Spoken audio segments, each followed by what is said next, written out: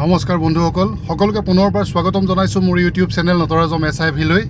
আজি আকৌ এটা নতুন ভিডিঅ' লৈ আহিছোঁ আপোনালোকলৈ। এইটো এটা অলপ বেলেগ ধৰণৰ ভিডিঅ'।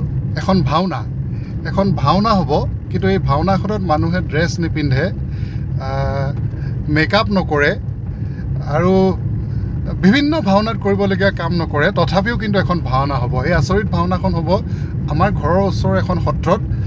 উজনি অসমৰ সত্ৰসমূহৰ ভিতৰত এনে ভাওনা প্ৰচলন আছে নাই মই নাজানো। আমাৰ এইখন সত্ৰত আমি সৰুৰে পৰা এইখন ভাওনা আমি কৰিছোঁ, মই নিজেও কৰিছোঁ। আপোনালোকক আজি দেখাবলৈ গৈ আছোঁ, সবিশেষ জনাই আছোঁ। ব'লকচোন বাৰু পলম নকৰি ভিডিঅ'টো আৰম্ভ কৰোঁ, নহয় জানো?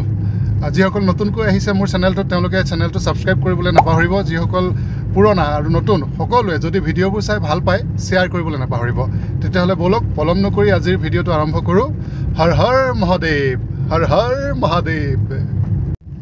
অসমৰ এখনি আগশাৰীৰ সত্ৰ শ্ৰী শ্ৰী কাৱৈমাৰী সত্ৰ। শিৱসাগৰ জিলাত থকা এই সত্ৰখনিত বছৰত জন্মাষ্টমীৰ পাছদিনা যিদিনা কোৱা হয় নন্দোৎসৱ, সেই নন্দোৎসৱৰ যিটো আনন্দ, সেই আনন্দ প্ৰকাশ কৰিবলৈ এখনি ভাওনা ইয়াত প্ৰত্যেক বছৰে জন্মাষ্টমীৰ পিছদিনা অৰ্থাৎ নন্দোৎসৱৰ দিনা আয়োজন কৰা হয়, যিখন ভাওনাৰ নাম বোকা ভাওনা, য'ত মানুহে বোকা লয়, বোকা খেলে। ডেকা গাভৰু, তাৰমানে আদহীয়া বয়সীয়া কোনো কথা নাই, সকলো স্তৰৰ মানুহে বোকা খেলে। এতিয়া মই আহি পাইছোঁ এই জেগাটুকুৰাত। বোকা ঠিক ঠাক কৰি আছে, ধুনীয়াকৈ ভাওনাৰ খলা বনাই থৈছে। ইতিমধ্যে গায়ন বায়ন তেওঁলোকে আৰম্ভ কৰিছে, ভাওনাৰ গায়ন বায়ন আৰম্ভ কৰিছে। গাঁৱৰ লগতে সত্ৰৰ যুৱকসকলে এই ধুনীয়াকৈ এখন ধুনীয়া খলা নিৰ্মাণ কৰিছে, মণিকূট স্থাপন কৰিছে, মণিকূটৰ আৰ্হিত স্থাপন কৰিছে। আৰু এয়া বোকা ধুনীয়াকৈ তেওঁলোকে 3 হাত তলৰ পৰা, মাটিৰ 3 হাত তলৰ পৰা আনে বুলি কয় এই মাটিখিনি, ভাল মাটি মানে। গতিকে ব'লক আজি এই অনুষ্ঠানটো কেনেদৰে পালন কৰা হয় সেই বিষয়ে ভালদৰে আমি চাওঁ, জানো। আৰু ইমান এটা সুন্দৰ থলুৱা আমাৰ অনুষ্ঠান আমাৰ অসমত অনুষ্ঠিত কৰা হয়, বহুতে হয়তো নাজানিব পাৰে। সেইকাৰণে মই ভাবিলোঁ এই ভিডিঅ'ৰ যোগেদি আপোনালোকক জনাওঁ। তেতিয়াহ'লে ব'লক আজি এই অনুষ্ঠানটো ভালকৈ চাওঁ। গায়ন বায়নৰ পৰা আৰম্ভ কৰোঁ। গায়ন বায়ন ইতিমধ্যে আৰম্ভ হৈ গৈছে। ব'লক আমি নামঘৰৰ ভিতৰলৈ গৈ পেলাই গায়ন বায়ন প্ৰথমতে কৰোঁ।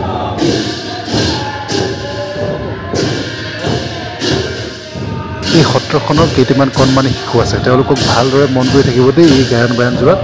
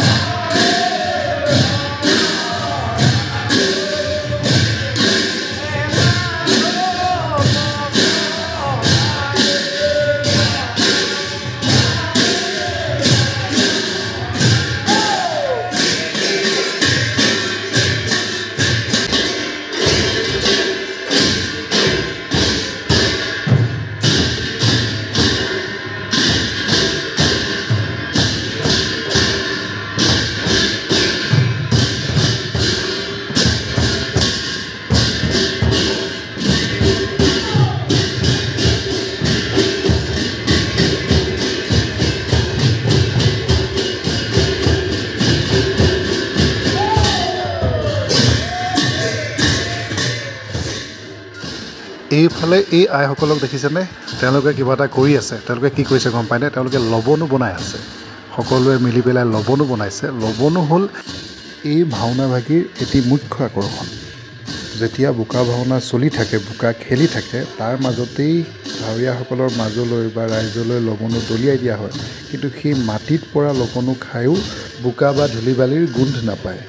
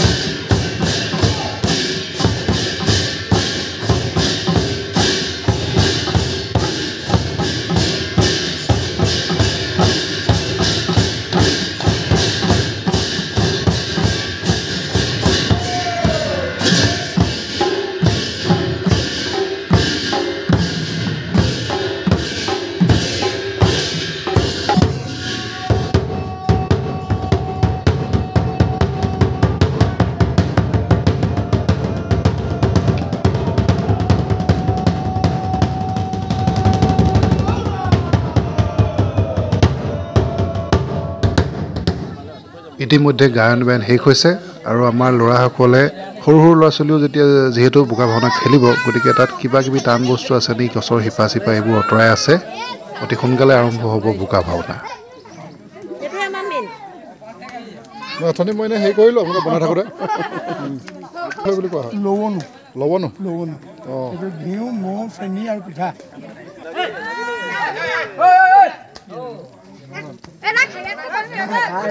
এই বোকা ভাওনা ভাগ আয়োজন কৰিবৰ বাবে ইয়াতে অস্থায়ীভাৱে মণিকূট সজাই লোৱা হৈছে তাতে বন্তি প্ৰজ্বলন কৰা হৈছে আৰু খন্তেক সময়ৰ পাছতেই বোকা ভাওনা আৰম্ভ হ'ব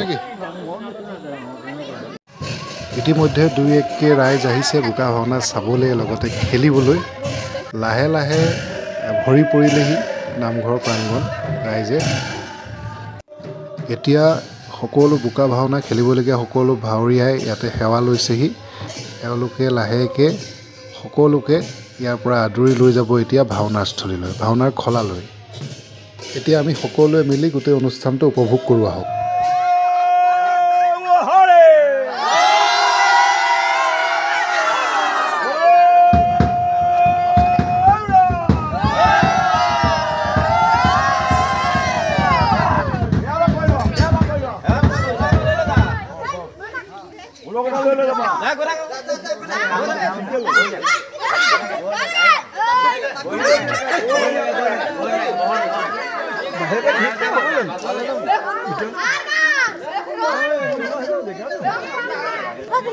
ইয়াতে মানে সকলোৱে বোকা খেলিব শেষ হ'লে ময়ো মানে অলপ ভাল কাপোৰ পিন্ধি গ'লোঁ কাৰণে অলপ আঁতৰি আছোঁ আঁতৰৰ পৰা ভিডিঅ' বনাইছোঁ আপোনালোকে দেখিব সকলোৱে খেলিব এই গাঁৱৰ মানুহ সত্ৰৰ মানুহ সকলোৱে বোকা খেলিব বৰ সুন্দৰ এটা উপভোগ্য অনুষ্ঠান হ'ব সঁচাকৈয়ে যেন নন্দৰ ঘৰত সকলোৱে আনন্দ কৰিছে শ্ৰীকৃষ্ণৰ জন্মৰ বাবে সকলোৱে চাই থাকক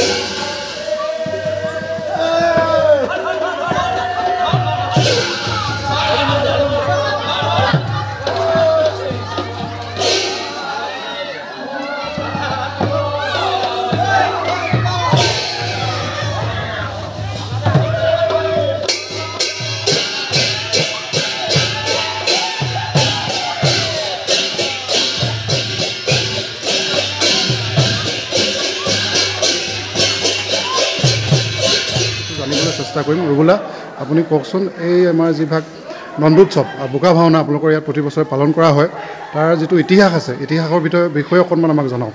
কথা হ'ল কি, প্ৰথমতে মই ধন্যবাদ জ্ঞাপন কৰিছোঁ। এই আমাৰ সত্ৰত এই বোকা ভাওনাৰ পৰম্পৰা আমি পূৰ্বপুৰুষৰ পৰা চলি আহিছে।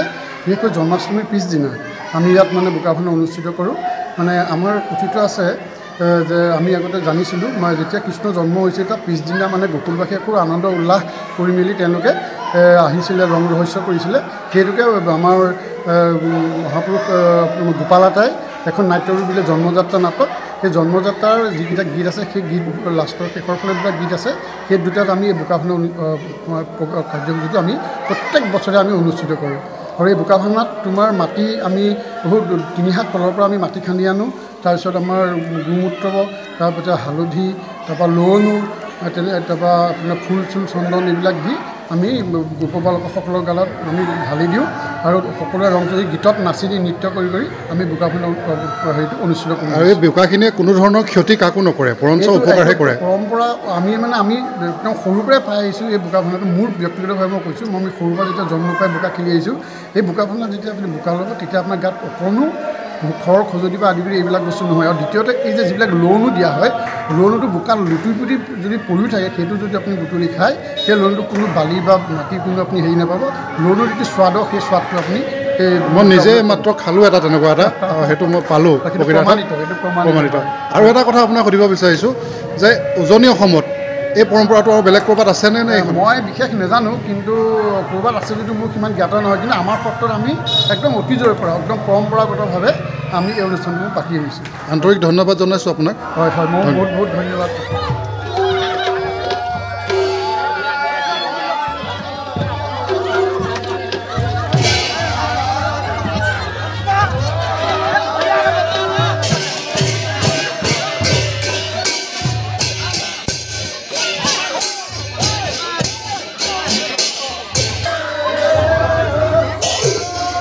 এই যে অলপ দেৰি আগত লৱণৰ কথা কৈছিলে, লৱণবোৰ এনেকৈ দলিয়াই দিয়ে নহয়, এইটো চাওক, এনেকৈ পৰি থকা এটা লৱণো মই তুলি আনি খাই চালোঁ, সঁচাকৈ বৰ সোৱাদ, অকণো বালি মাটিৰ কথা।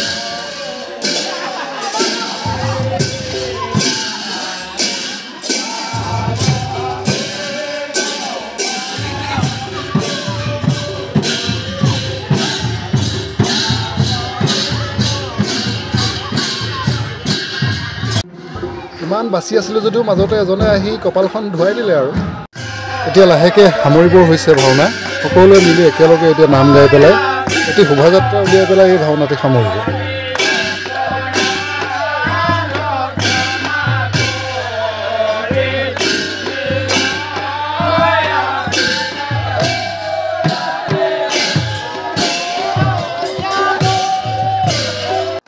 শ্ৰী শ্ৰী কাৱৈমাৰী সত্ৰৰ এটি পৰম্পৰাগত অনুষ্ঠান আপোনালোকক দেখাবলৈ চেষ্টা কৰিলোঁ। আশা কৰোঁ আপোনালোকে চাই ভাল পালে, আৰু যদি ভাল পাইছে ভিডিঅ'টো শ্বেয়াৰ কৰিবলৈ একেবাৰে নাপাহৰিব দেই। আজিলৈ আহিছোঁ, ধন্যবাদ। জয় অসম, হৰ হৰ মহাদেৱ।